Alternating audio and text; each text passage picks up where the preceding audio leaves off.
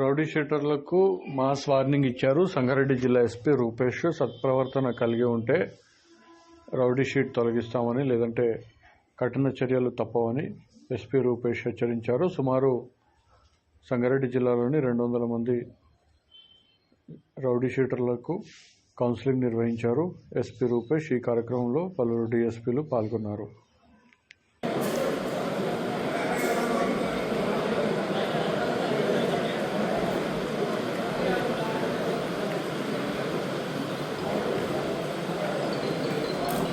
और आईना कम्स को डिसिप्लिन और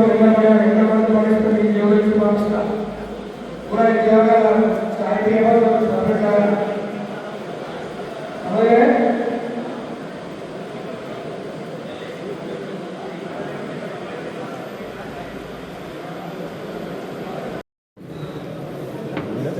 अंदर अंदर इधर अभी लेते हैं पक्के